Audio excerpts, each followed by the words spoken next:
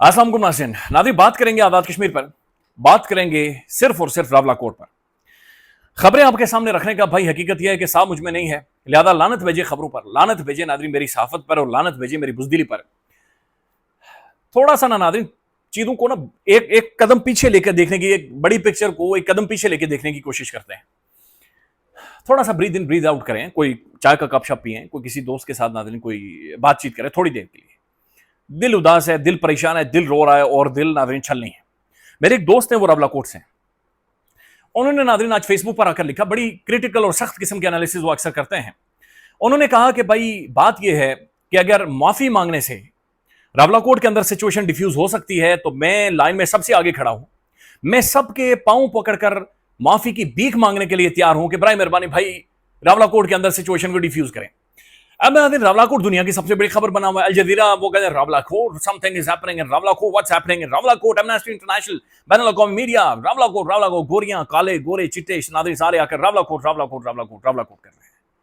पाकिस्तान के अंदर भी नाज़रीन Rawalakot Rawalakot Rawalakot, बहुत सारी चीजें। मेरा एक दोस्त कॉल कर रहा है, इससे बाद में कॉल करूंगा। रावला कोट नाज़रीन ये सारी चीजें हो रही हैं। अब नाज़रीन बात यह है कि आप में से बहुत सारे लोग रावला कोट को जानते नहीं है। मैं रावला कोट का शहरी हूं, मैं रावला कोट को जानता हूं। कसम खुदा की नाज़रीन रावला कोट एक शहर नहीं है, रावला कोट एक रोमांस है। रावला कोट एक आपको अजीब किस्म की एक एक अजीब किस्म के रोमांटिसिज्म में लेकर जाता है। रावला कोट का नाज़रीन एक ओरा है। रावला कोट आपको गले लगाता है, एक अजीब कैफियत में रावला कोट लेकर जाता है नाज़रीन। शायद इसी वजह से दिल ज्यादा जख्मी है, दिल ज्यादा नाज़रीन छलनी है, दिल ज्यादा छलनी है।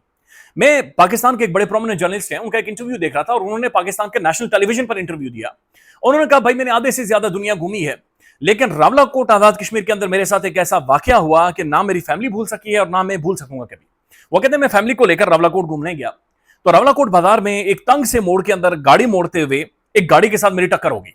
मैं डर गया, मेरी फैमिली डर गई, बीवी बच्चे मेरे साथ मौजूद थे कि भाई ये तो मुकामी यहाँ का शहरी है, मुकामी बंदा है यहाँ का, लिहाजा ये जितने आसपास सारे खड़े हैं वो रावला कोट ना वो एक खूबसूरती है, वो लोग मुझको को ताव शाव देते हैं, तो ये जो लोग सारे बैठे हुए ये मुझे कुटेंगे मारेंगे, भाई ये तो सिचुएशन खराब होगी और ऊपर से फैमिली बीवी बच्चे मेरे साथ बैठे हुए। वो कहते हैं मैं दरवाजा खोलकर बाहर आया और मैं हैरान रह गया कि आसपास मुकामी जितने लोग थे वो सारे मेरे पास आए। उन्होंने दोबारा गाड़ी का दरवाजा खोला, मुझे अंदर बिठाया और कहा कि सर आप सब्र करें, आप बैठे, आपके साथ फैमिली आई हुई है, हम देख रहे हैं और हम जानते हैं कि हमारे इस बंदे ने गलत ड्राइव की और आपकी गाड़ी हिट हुई है, लिहाजा हम आपको हरजाना लेकर देते हैं, आप राय मेहरबानी गाड़ी में बैठे। तो वो कहता है कि पहली दफा में और मेरी फैमिली ये महसूस कर रहे थे कि जैसे हम यहां के मुकामी हैं।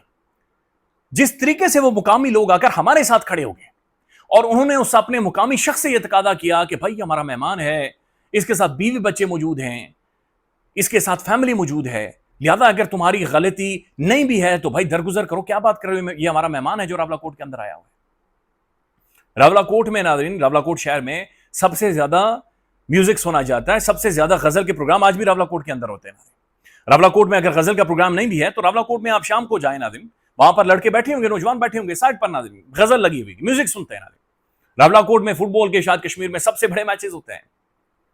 हबीब अकरम साहब ये कहते हैं, पाकिस्तान के प्रोमिनेंट जर्नलिस्ट हैं, वो कहते हैं रावला कोट में मैं गया और एक बच्चे ने इतनी खूबसूरत आवाज में ये कलाम पढ़ा कि मैं कभी भूल ही नहीं सकता, कभी भूल ही नहीं सकता। और वो कलाम ये था कि जी चाहता है तोहफे में भेजूं उन्हें दो आंखें, दर्शन का दर्शन हो और नजराने का ना। वो कहता है ये कलाम और ये खूबसूरत आवाज और ये दर्द में भूल ही नहीं सकता कभी। अभी वो हामिद मीर साहब नाज़रीन वो रावला कोट की पॉलिटिकल तारीख बयान करते हैं, आप देखें सुने।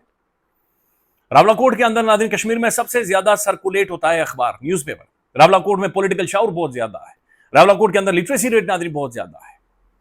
रावला कोट के अंदर नाज़रीन राइट्स के लिए खड़े होने वाले लोग बहुत ज्यादा है, बहुत ज्यादा लोग हैं। ये रावला कोट है।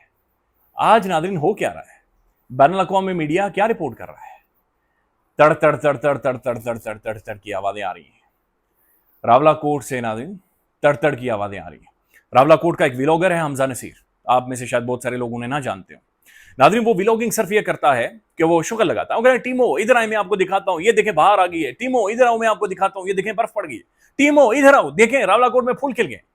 आज जब जाएं वॉल के ऊपर हमजा नसीर की, अब जाकर देखें हमजा नसीर क्या रिपोर्ट कर रहा है।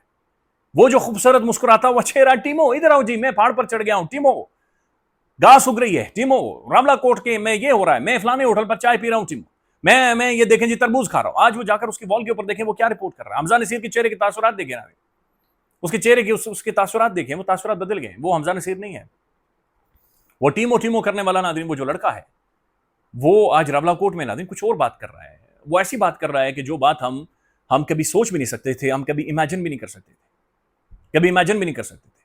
ख्वाजा आसिफ ने एक चवल मारी है ना, पाकिस्तान का डिफेंस मिनिस्टर है। भाई शर्म आनी चाहिए आप लोगों को, शर्म आनी चाहिए। आप क्या कह रहे हो कि मैं उन लोगों को हिंदुस्तान की ब्रैकेट में देखता हूं, लानत भेजते हैं हम इंडिया के ऊपर नाज़रीन। और इंडिया पट लिख के क्या करेगा इंडिया हमारा? इंडिया क्या करेगा? इंडिया क्या उखाड़ सकता है नाज़रीन? क्या पट सकता है? कुछ भी नहीं कर सकता, कुछ भी नहीं इंडिया कर सकता। एक वीडियो नाज़रीन आई है और उस वीडियो में दिखाया जा रहा है, ड्रोन फुटेज है कि कुछ लोग वाकईतन नाज़रीन मुसल्लह हैं, कुछ लोग वाकईतन उन्होंने अपने चेहरे ढांपे हुए और वो मुसल्लह हैं। हम नाज़रीन सारी चीजों को छोड़कर चले एग्री करते हैं जी, ठीक है, हम आपके साथ एग्री कर जाते हैं, हम आपके साथ एग्री करते हैं ये जो मुसल्लह लोग हैं ये मशकूक लोग हैं। और आपका जो कहना है वो बिल्कुल ठीक कहना है कि जहां पर इतना मैसिव क्राउड मौजूद है उसके अंदर चंद शरपसंद या मुसल्लह ऐसे ग्रोह मौजूद हैं और इंडिया इसका फायदा उठाना चाहता है। इंडिया कश्मीर के अंदर एक अनस्टेबिलिटी क्रिएट करना चाहता है। हम आपके साथ एग्री कर जाते हैं, एक लम्हे के लिए नाज़रीन एग्री करें, एग्री कर जाते हैं। ये माहौल कौन प्रोवाइड कर रहा है? ये माहौल कौन दे रहा है? बिलावल भुट्टो जरदारी आज आकर कह रहा है कि, बल्कि परवेज अशरफ कह रहे थे ना कि भाई सिस्टम नहीं रहेगा तो क्या होगा? सिस्टम नहीं रहेगा, केड़ा सिस्टम? केड़ा सिस्टम? अगर ये ऐसी विजुअल्स मौजूद हैं, अगर मुज्जात खबरें रिपोर्ट हो रही हैं, अगर गोलियों के हवाले से खबरें आ रही हैं, अगर शहादतों के हवाले से खबरें आ रही हैं, अगर रेंजर्स के जवानों की शहादतों के हवाले से खबरें आ रही हैं, आम लोगों के बारे में नाज़रीन खबरें आ रही हैं, तो आप लोगों का काम है जाकर सिचुएशन को डिफ्यूज करवाएं। या तो आप लोग कह दें कि भाई आप लोग बिल्कुल कोई खासी इंपॉर्टेंट है, आप लोग निकम्मे लोग हैं, आपके अंदर दम ही नहीं, आपके अंदर हिम्मत ही नहीं, आपकी पॉलिटिकल इतनी तालीम ही नहीं है, आपका सियासी शऊर ही इतना नहीं है, आपका पॉलिटिकल इतना कैलिबर ही नहीं है कि आप जाकर एक रोल प्ले कर सकें। आपने फोर्सेस को और अवाम को हमने सामने कर दिया है, आपने गोली और अवाम को हमने सामने कर दिया है। गोली मसले का हल नहीं है, गोली मसले का हल नहीं है। और गोली कभी भी नाज़रीन किसी भी चीज को सोल्यूशन की तरफ नहीं लेकर जाएगी, कभी भी नहीं लेकर जाएगी। और ये बहुत सारे दोस्त मुझे कह रहे हैं, वो कमेंट भी कर रहे थे दोस्त और कह भी रहे थे, भाई बात करो ना फोर्सेस के ऊपर बात करो। जो फोर्स का जवान आज रावला कोर्ट में खड़ा है ना, कल मीरपुर में होगा, परसों भावलपुर में होगा, नरसों कराची में होगा। लिहाजा फोर्स रियलिटी नहीं है, रियलिटी है वहां की पॉलिटिकल क्लास। पॉलिटिकल साइंस, सियासियात ये कहती है कि लूली लंगड़ी खद्दड़ किस्म की डेमोक्रेसी के अंदर भी अगर आपके जो मैन कंपोनेंट्स होते हैं, मैन डिफ्यूजिंग पावर्स होती हैं, आपका जो एपी सेंटर होता है जिसके पीछे सब कुछ घूम रहा होता है, वो वहां के पॉलिटिशियंस होते हैं, वहां के वोट लेने वाले लुगड़ होते हैं नाज़रीन, वहां के वोट लेने वाला नखट्टू नुमाइंदा होता है। लिहाजा हमारी पॉलिटिकल क्लास नाज़रीन आज किधर मिसिंग है? ये अनसरेबल लोग हैं, माफ कीजिएगा अल्फाज शायद आगे पीछे हो रहे हैं, लेकिन ये वहां की पॉलिटिकल क्लास रिस्पॉन्सिबल है। भाई जिम्मेदारी लें, थोड़ी सी जिम्मेदारी लें। आप कब तक इसी तरह से सिचुएशन से आंखें चुरा रहे होंगे? आप कब तक वो शुतुरमुर्ग बन जाएंगे जो जमीन के अंदर अपना सर उसके अंदर दे देगा, जमीन के अंदर दे देगा? और बिलावल भुट्टो जरदारी आज आकर क्या समझा रहे हैं? समझा ये रहे हैं कि तहरीक इंसाफ ने बायकॉट कर दिया और हमें सीटें नहीं मिली। आज अब मरियम को, और मरियम आकर क्या कह रही है, बिलावल साहब वो देखें जी वहां पर क्या होता है। आप फ्रेंडली फायर कर रहे हैं, आप जोक कर रहे हैं, आप अवाम के साथ मजाक कर रहे हैं, आप शुगर लगा रहे हैं अवाम के साथ, शुगर लगा रहे हैं। और नाज़रीन सवाल यह है कि भाई बंदा मारना क्यों इतना आसान है? क्यों गोली चलती है? खून क्यों बहता है? खून क्यों बहता है? अगर आपके पास 10 ऐसे रीजंस हैं कि भाई ये यहां पर एक डेडलॉक है और ये लोग हम इनके साथ बातचीत नहीं करेंगे, मैं आपको 1000 रीजन दे सकता हूं उस डेडलॉक को खत्म करने के। 1000 मेरे जैसा निकम्मा बंदा नाज़रीन, जाहिल आदमियों में, जाहिल आदमी, मैं आपको 1000 रीजन दे सकता हूं कि इस नेगोशिएशंस को दोबारा से शुरू करने में। देखिए पॉलिटिक्स नाम किस चीज का है? पॉलिटिक्स इस चीज का हरगिज नाम नहीं है कि आप ए को ए ही पढ़ें और बी को बी ही पढ़ें।